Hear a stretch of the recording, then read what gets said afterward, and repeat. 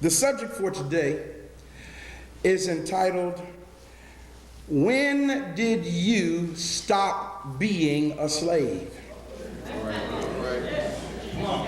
I said, ask the person next to you that question. Look at him and say, when did you stop being a slave? Now, most people probably say, well, I ain't never been no slave.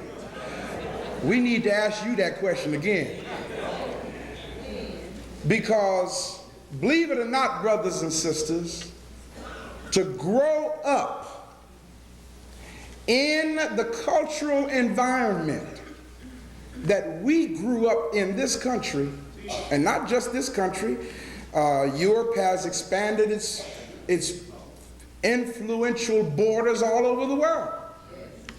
To grow up under the domination of a culture that is not yours means that you are a slave to that culture until you've been liberated from that culture.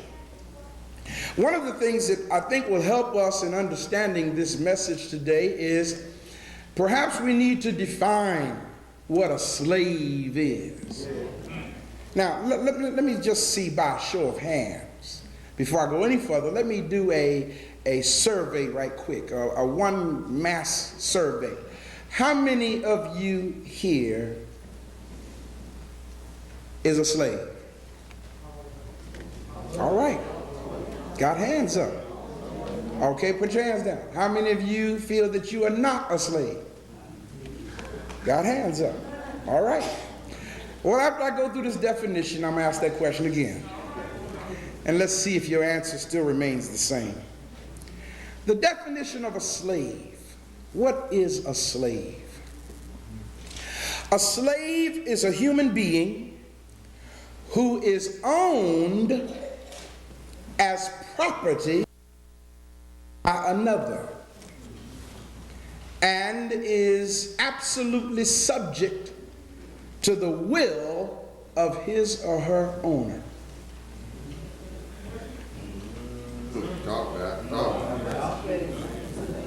Okay? Some of you say, no, I don't fit that one. Let me share something with you that y'all may not know. The original, now notice what I'm saying, the original purpose or meaning of the marriage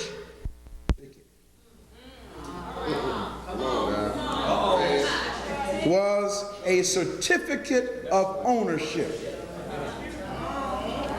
Y'all know that, did you? The certificate of marriage means that you are my property.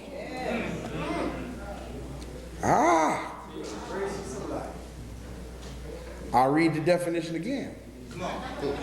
A slave is a human being who is owned as property by another and is absolutely subject to the will of his or her owner. That's not the end of the definition. Next part of the definition is a slave is a bondservant divested of all freedom and personal rights. Another part of the definition, check this part out now, listen carefully. A slave is someone who is completely dominated by an influence, a habit, a person, an entity, or a system.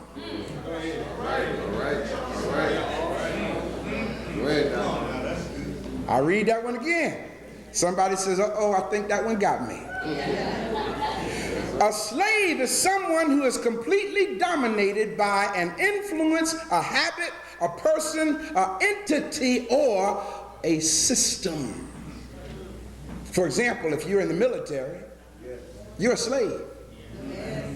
Because this entity called the military completely dominates you, and you are subject to the will of the government.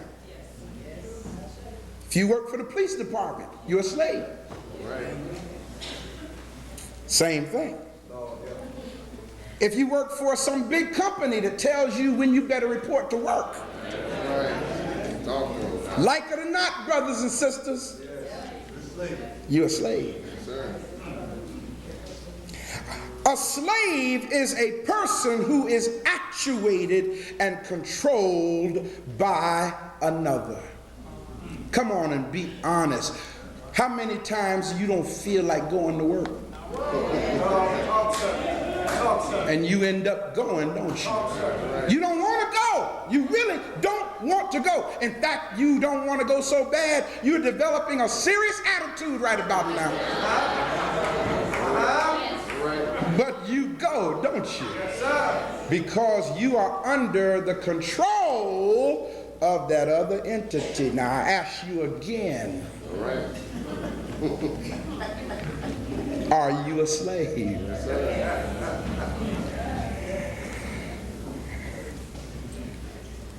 In 1839, a brother by the name of Yusuf Sink, who was an African prince, was kidnapped by European oppressors and placed aboard a ship along with 52 other black Africans. And the ship was bound for Havana, Cuba. During the journey, these Africans came together as one unit. Even though they were from different tribes, on that slave ship, they put their tribal differences aside and unified themselves and organized a revolt. Let me tell you what they did. They killed the captain and the entire crew except for 2 white crewmen named Ruiz and Montez. Sink seized control of the ship and ordered the 2 white crewmen to turn the ship around and take it back to where you stole us from, which was Africa. However, the 2 young men were able to underhandedly maneuver the ship in a different direction, and it came toward America. The ship was spotted off the coast of Long Island, and the Africans, along with their leader, Yusuf Sink, were captured and taken to port in Connecticut, where they were put in prison. Now, mind you, Sink did not know how to speak English too well, but he chose to speak in his own defense at his trial, in his own language, which was the Mindi language. But here's what amazes me, because see, you got to understand, this was an African prince. It was something about the way he carried himself, that even though he couldn't speak English, he stood in this Connecticut courtroom and presented his case to the judge with such African dignity that the judge was moved to free them and let them return to Africa. In case you don't know about this story, it was portrayed in a movie called Amistad. This situation raised the question: if an African was captured to be sold into slavery but escaped to free territory, was he still legally a slave? That's the question that came from that situation. Well, believe it or not, brothers and sisters, not long after this, there was a man by the name of Dred Scott. Yes. And the Dred Scott decision answered that question. Dred Scott, a young slave, and guess where he was from? Right here, Missouri. Traveled to Illinois with his slave master. Years later, while the two were still living in free territory, because Illinois was considered free territory, Scott's slave master died. He left his estate, including his slave, Dred Scott, in the hands of his wife. And Scott insisted that since his residence in a free state made him a free man, that he was no longer a slave. Y'all following this? So Scott brought a lawsuit against his slave master's wife. And it was a very widely publicized case. But I want you to understand this. The Supreme Court ruled that Scott was to remain a slave even though he had become a free man. Did y'all hear what I just said? The Supreme Court ruled that Scott was to remain a slave even though he had become a free man. How secure is your freedom? In the case of Dred Scott versus Sanford decision of 1857, the Supreme Court ruled, and I want y'all to hear these words because it's a quote from the court transcripts, that, and I quote, "A black man has no rights a white man is bound to respect." End of quote. Did y'all hear what I said? Yes, sir. I heard what you said. Now, what kind of court is that? That would come to such a ruling. And guess what, brothers and sisters? The Supreme Court just reinforced that ruling a few months ago in what was called the elections. They acted the same thing out all over again. A black man, black folk don't have any rights that a white man is bound to respect. All these black folk, we got the right to vote, we got the right to vote. They showed you, didn't they? Come on, talk to me. They showed you. You don't have the right to do nothing because they went ahead with their and put this blank in office.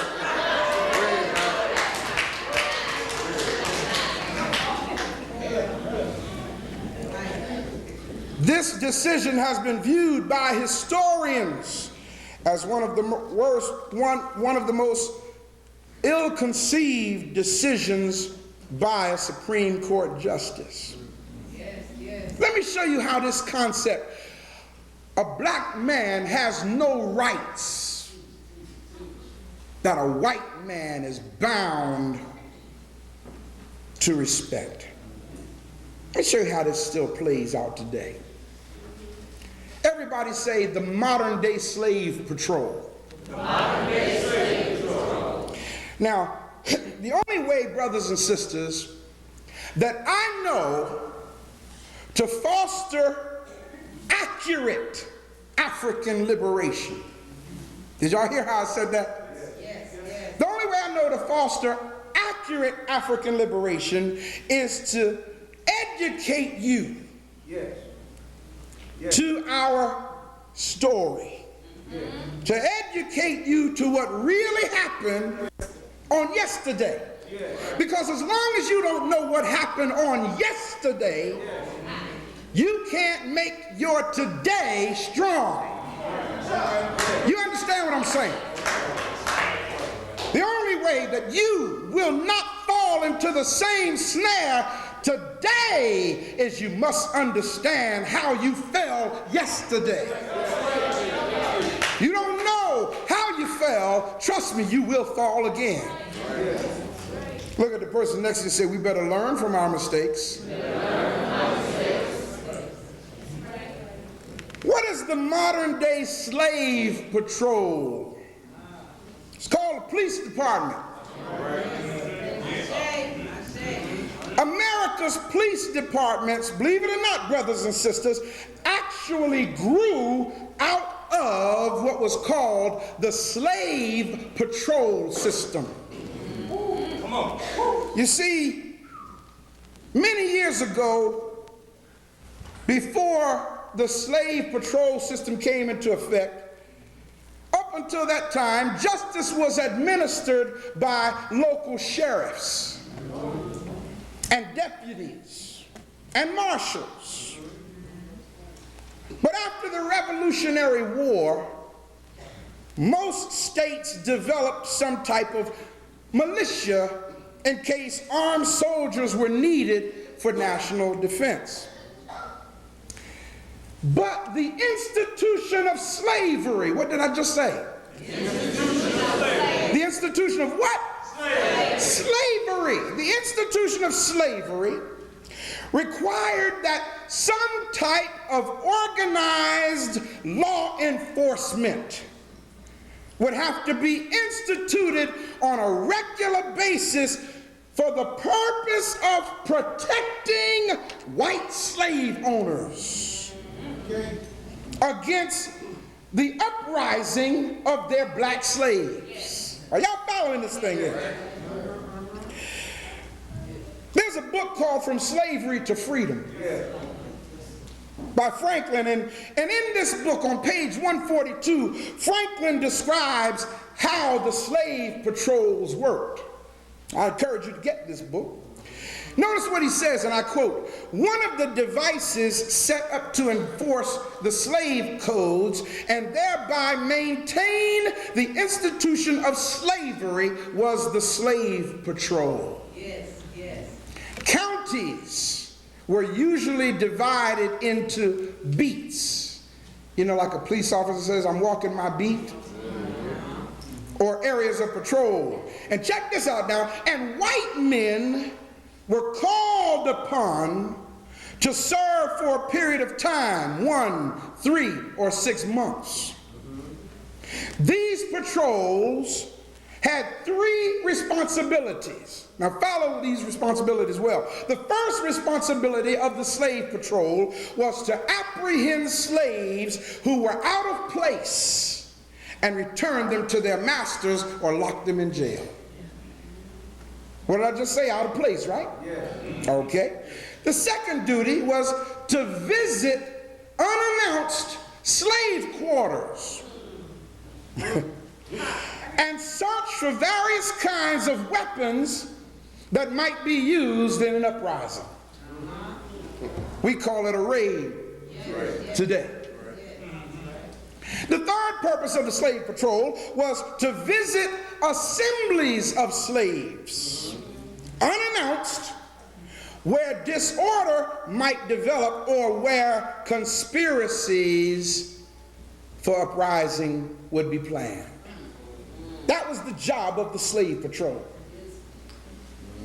The patrol system literally gave every white person authority over every black person, whether the black person was free or a slave. Well, what do we mean by the modern day patrol system? Well, brothers and sisters, today, all over the country, the conditions are the same as back then.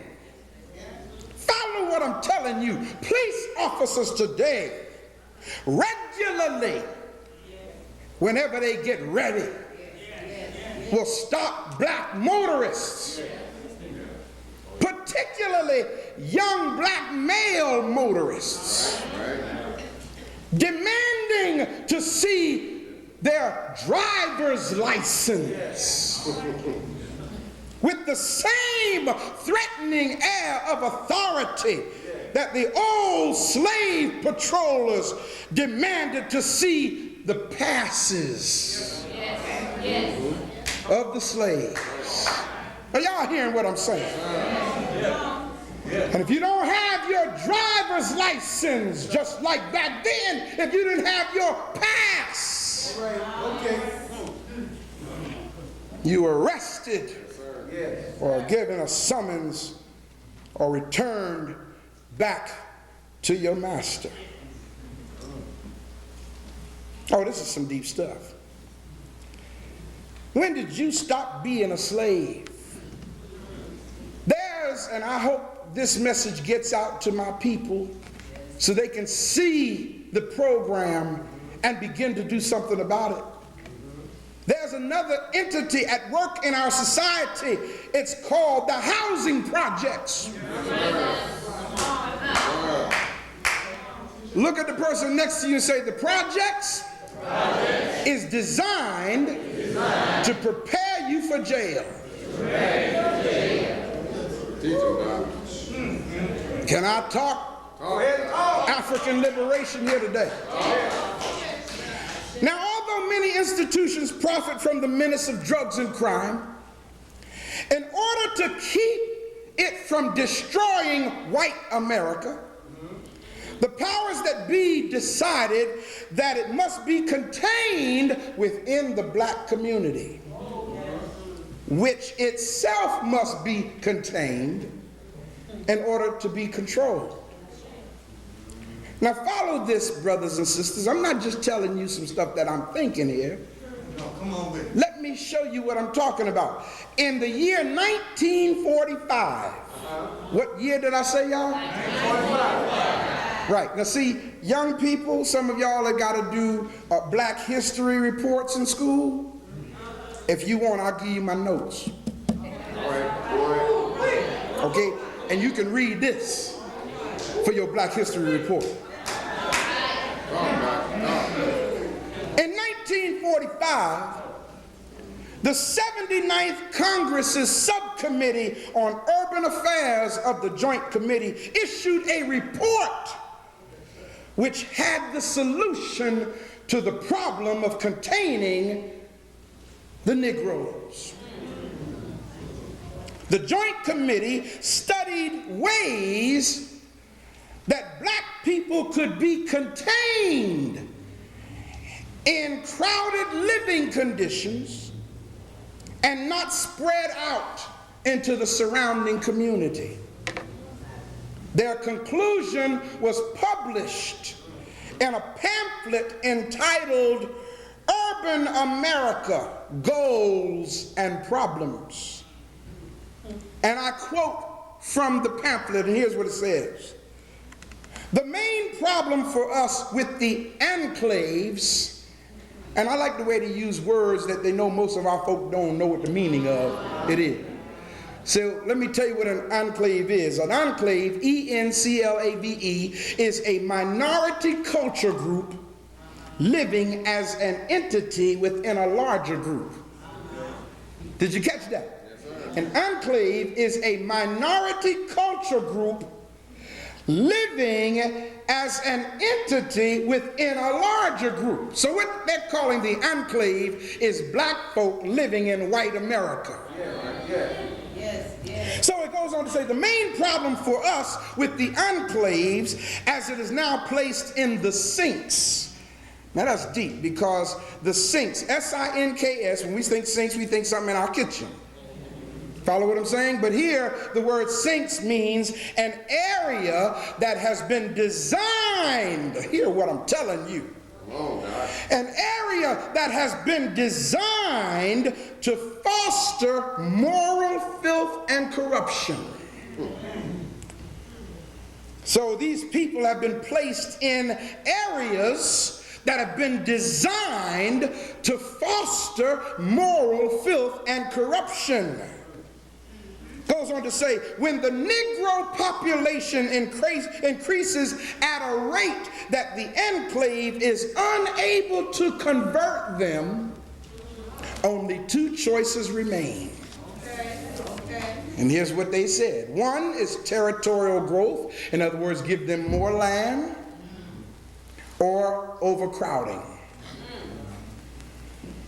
It goes on to read, apart from letting sinks or these areas designed to foster moral filth and corruption, apart from letting these sinks run its course and destroy the city, there is an alternative solution.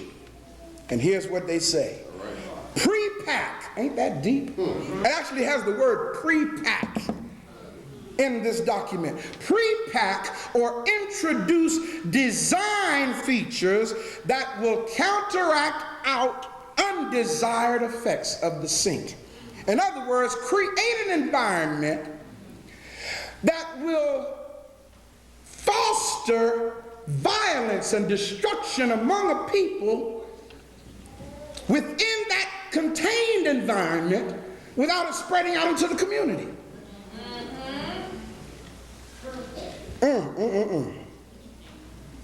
A study by a pathologist named Charles Southwick discovered that certain mice could tolerate high cage densities.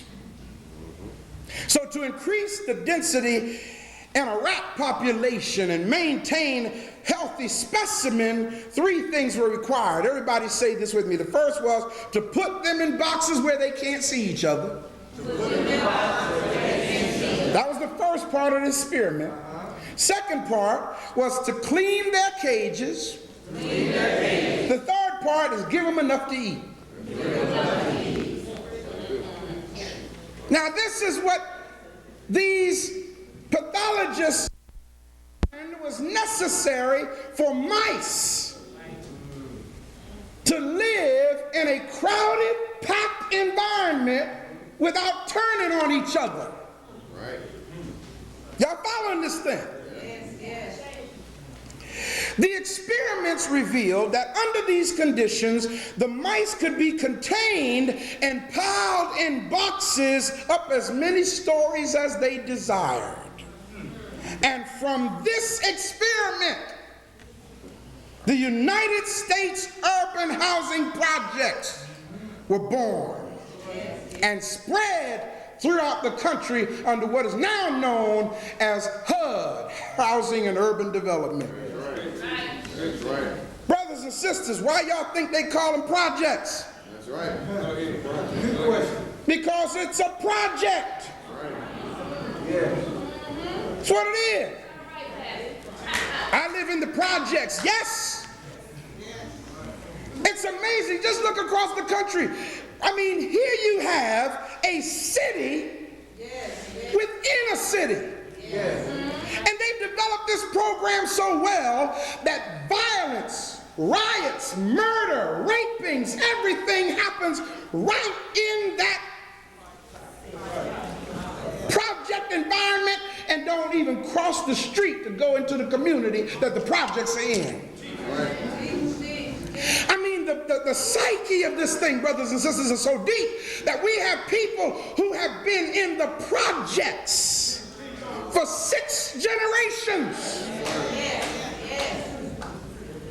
We got folk who don't know that there's another part of the world but the projects.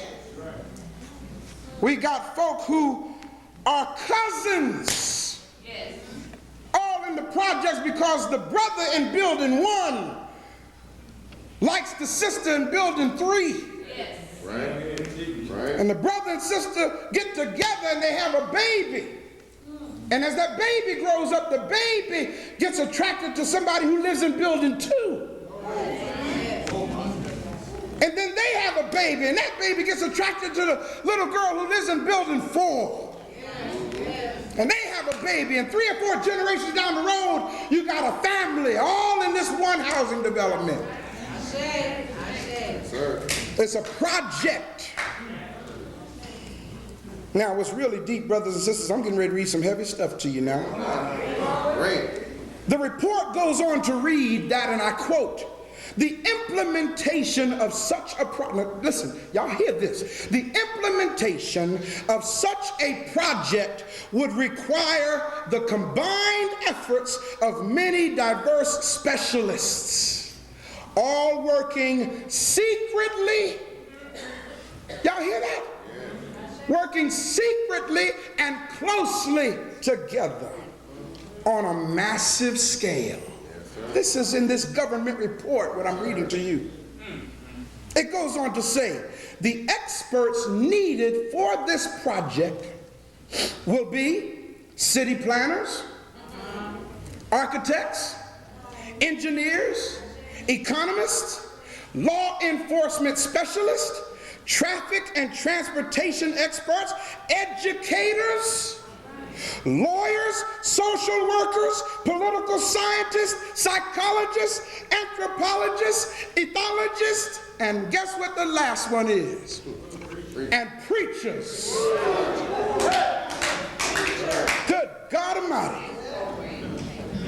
The government actually states in this report that one of the people needed to pull off this project would be preachers. God dog it. Shucks.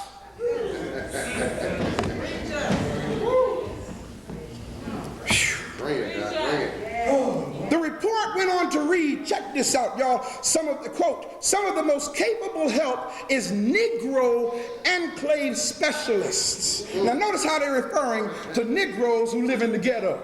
Negro enclave specialists. It goes on to say, hire as many of them as you can and maintain contact. In other words, they're saying, study how the Negroes think. I mean, people hear what I'm saying. It actually says in the report, in their presence, don't talk. Listen and let them talk. Do you hear this? Look at the person next to you and say, that's why you need to stop running your mouth so much.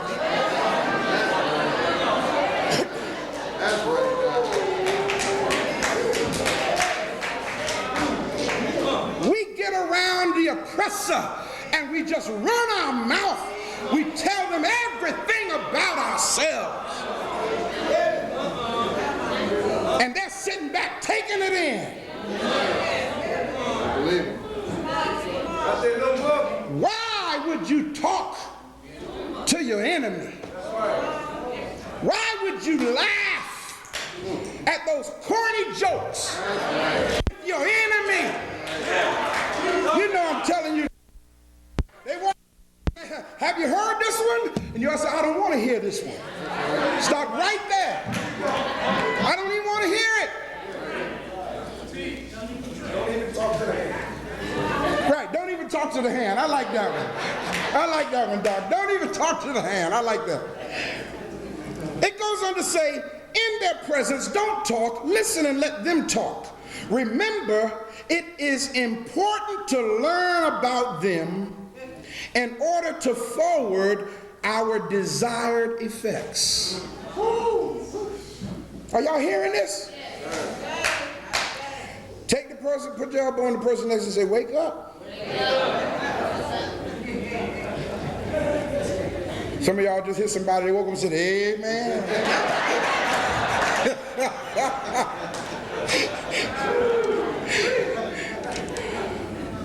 Continuing to read from this report, brothers and sisters, it goes on to say it is absolutely essential to us that we learn more about how to compute the maximum, the minimum, and the density of the Negro enclaves that make up our cities. In other words, they're actually saying to the agents to carry this out, it's important that we get to learn as much as we can about the Negroes. But we can't just learn it from afar, so we want to hire you to get in there among them and learn about them. Now, who you think they're hiring to get in there among us and then report back to them about us. Us. And it's still going on today.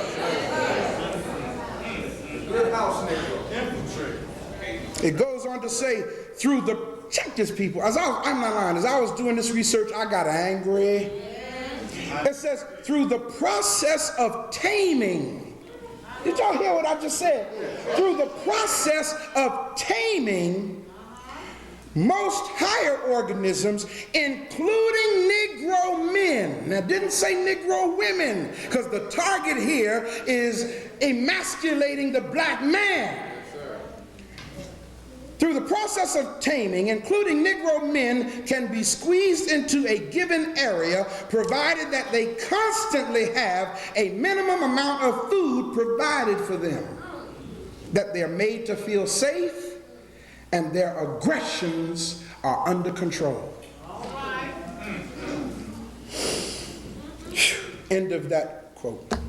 Now, let me tell y'all something. This report that I'm talking about here clearly exposes the truth that many of us have been and still are in denial about. The truth is that the overcrowded, violent, drug-infested black community is the consequence of a strategically designed and carefully laid out plan to contain and control black people. The government project revealed that rats in the experiment, when kept clean and well fed, remain relatively peaceful.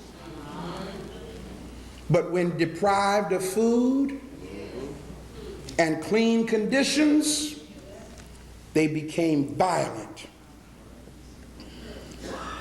The United States government housing project residents, of which more than 90% are people of color. Did y'all hear what I said? More than 90% of the residents of the projects across this country are people of color, who are financially deprived because they can't make ends meet on a welfare check, living off food stamps and what have you, because they won't let them have a job, or their skills are so poor by design that they can't secure adequate employment, or what we call they are underemployed. So they're financially depraved. As a result of that, they're hungry. And not only are they forced hungry and financially depraved, but they're forced to live in filth because the city won't come clean up like they're supposed to. Well, when our people are forced to live in those conditions, unlike the mice, we become more than violent. Now, how do we become more than violent? Because isn't it something that after these conditions are strategically designed, somehow or another, Glock handguns ends up in these projects? All right. Isn't that deep? We ain't got the money to go food shopping, but we got the money to buy a Mac 10. How is it that these handguns and these weapons of war end up in the hands of a people who are already angry because of their conditions? Are y'all seeing this thing? So, brothers and sisters, with these weapons of war, we not only become violent, we become deadly. Oh my goodness. How else does this program play out? Everybody look at the person next and say, they're building more prisons. They're building more prisons. I told you that the projects was getting you ready for jail. Now, of course, that's not 100% across the board. You find a few brothers and sisters who escape the program. But when you look at the masses who are caught up in the program, the few that escape the program are the exception to the rule. The wide-scale availability of drugs has made it necessary for groups to fight for control of their territory where drugs may be sold. And we call it the drug wars today. And I want y'all to understand, there are drug wars going on, but don't you ever lie to yourself and make you think there's a war on drugs. Did you hear what I said? There are drug wars going on, but there is no war on drugs, brothers and sisters. I had a brother say to me, who was assigned to the DEA, the Newark office, Newark, New Jersey office of the DEA, he said to me, he said, Ray, we don't want to clean up the drugs. He said, don't you understand, brother, that if we take the drugs off the street, I'll be out of a job. I said, man, you know, I never thought of that. If crime drops, police departments would have to lay folk off. Yes, they would. So you see, when crime does begin to drop, when drugs do begin to get short in supply on the street, somehow or another the property room or the evidence room gets raided, and the drugs that were seized 3 weeks ago ends up back on the street. Somehow or another, the doggone it, we didn't go in there and get it. It ends up back in our community, but we didn't go get it. Y'all don't like this message, do you? Well, I'll tell you the truth, I really don't care. I got a job to do. Yes. Come on. Just as Europeans sold guns and whiskey to rival African nations in return for their prisoners of war, much of the violence conducted in America's urban streets today are instigated by the sale of guns and drugs to rival street gangs, which are also provided by Europeans. The Europeans supplied weapons to African tribes and nations so they could kill off each other. And guess what, y'all? They're doing the same thing today. They're supplying drugs and weapons to gangs out here, our young brothers and sisters, so that they can kill off each other. Young man who's in prison named David Walker, in the May 16, 1992 edition of the International Sun newspaper, he wrote an article entitled "Society Creates and Maintains the Climate for Crime and Imprisonment." And I quote Brother Walker, here's what he says: "In a society which deliberately manufactures people to be prison bound, illiterate, unemployable, destitute, and drug alcohol induced, we can never afford the luxury of not taking the initiative in the welfare and safety of our community." I want to repeat that line again, y'all. We can never afford to take the luxury of not taking the initiative in the welfare and safety of our community. Look at the person next to you and say, who's going to protect us if we don't? Who's going to protect us if we don't? Man. He goes on to say, prisons are multi-million-dollar industries.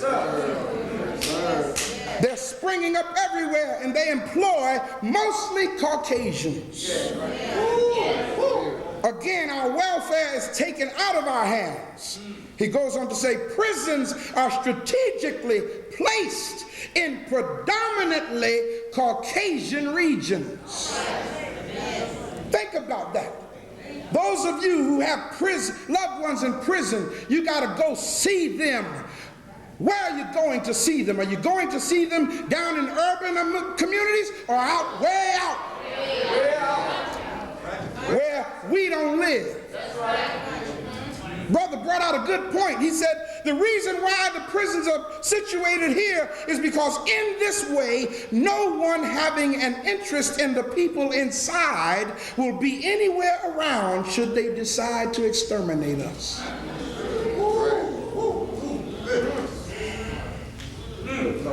Prisons were made to punish, not rehabilitate.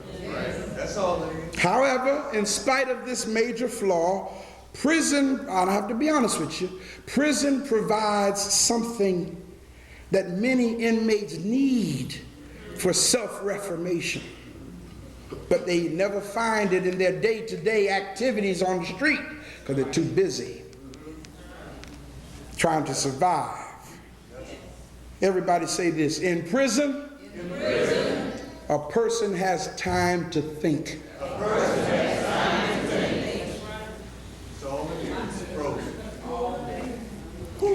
El Hajj Malik El Shabazz. Y'all may not know who I'm talking about. Y'all call him Malcolm X. Became transformed in prison by simply reading books. Through books, Malcolm learned about history. In prison, through books, Malcolm learned about politics, geography, religion, philosophy, and law. Just from reading books in prison. While reading about the opium wars between China and England, Malcolm discovered how governments use drug addiction as a political tool for the control of the people. And in his autobiography, he reflects on the politics behind the Chinese drug problem, which led to China closing its doors to the world after World War II. According to Malcolm, these are his words, and I quote him. He says, "When a white man professes ignorance about why the Chinese hate him so, my mind can't help flashing back to what I read while I was in prison about how the blood forebearers of these same white men raped China at a time when China was trusting and helpless. Those original white Christian traders, what kind of traders did I just say? Those original white Christian traders sent into China millions of pounds of opium. By 1839, so many of the Chinese were addicts that China's desperate government destroyed 20,000 chests of opium. The first opium war was created and declared by the white man. Listen, brothers and sisters, imagine declaring war on somebody who refuses to become a drug addict. Did y'all hear what I said? Why would you declare war on somebody who refuses to become a drug addict? Come on. Doggone it, but that's what was done.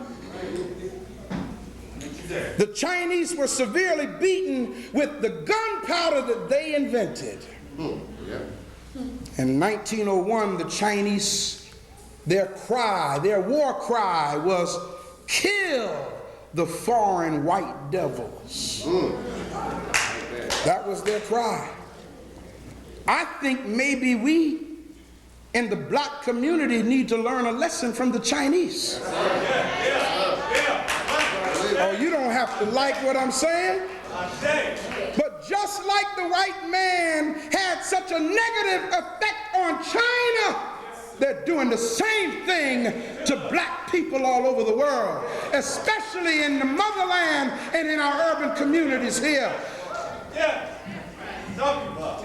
I'm talking about a system called racism, designed to destroy a people.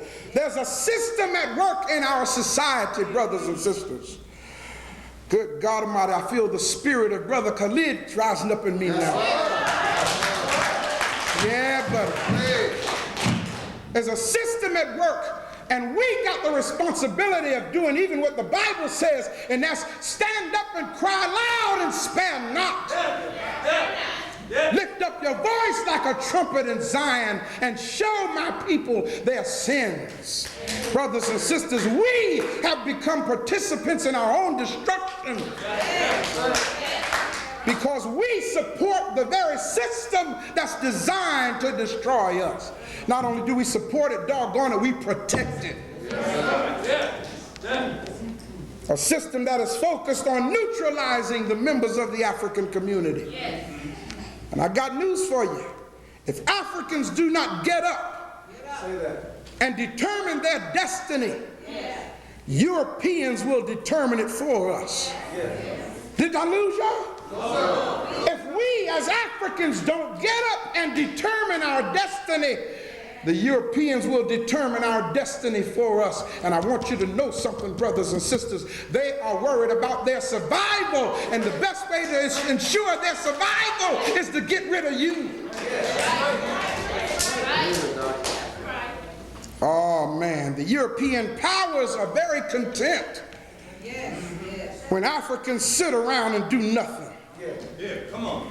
See, this lets them know that their investment in modern devices of slavery are about to yield a massive return. Because when you are not productive, black folk, you will resort to crime. When you are not productive, black folk, you will get despondent. When you are not productive, black folk, you will lose your energy of self-determination. And there ain't but one thing left after that, and that's to depend on the oppressor. I ask you again, are you still a slave?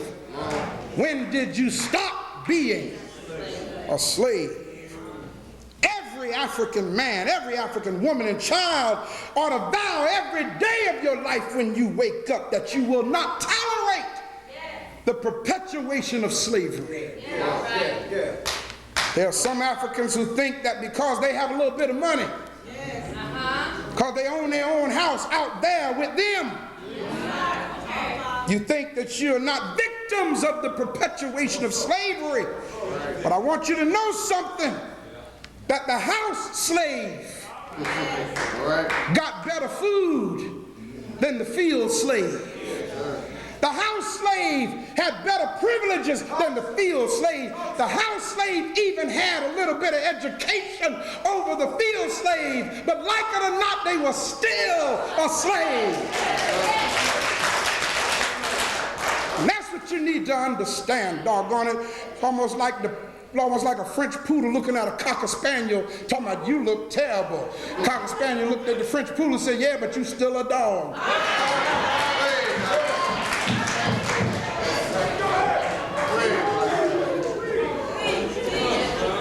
Ooh, buddy. Africans, we must develop a sacredness for survival. God dog it, I'm feeling this thing up here. Any institution in our community that is actively involved in raising the consciousness of our people ought to become a priority in your life. Did you hear what I said? That's what I be trying to get y'all to understand. Y'all, this ain't just another church. Doggone it, I ain't here to just have a good time. I don't know what you come to do. That stuff is going all over the city. Got to be somewhere in this city where you can come and get your African mind together.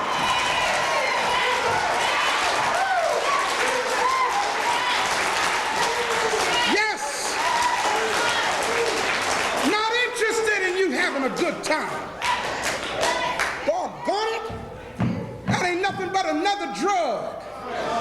Another drug of choice. What? Huh?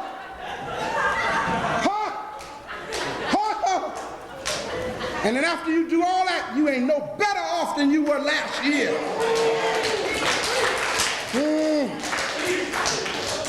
Africans must develop a stronger sense of unity.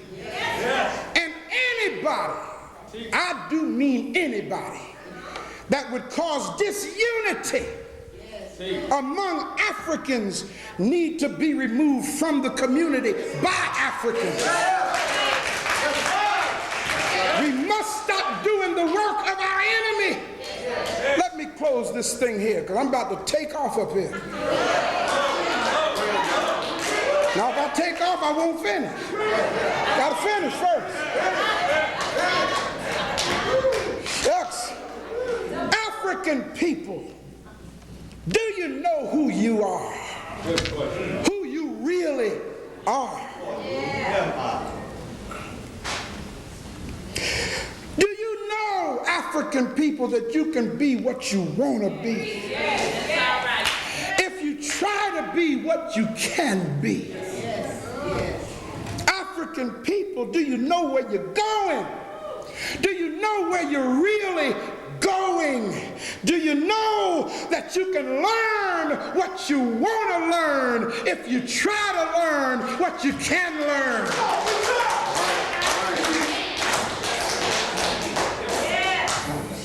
African people, do you know that you are strong? Look how they've tried to hold us back, keep us down, and here we still are. Do you realize how strong you are, African people? How really strong you are? Do you know that you can do what you want to do if you try to do what you can do? African people, be what you can be. Learn what you can learn. Do what you can do. And tomorrow, our nation will be what we want it to be and not what they want it to be.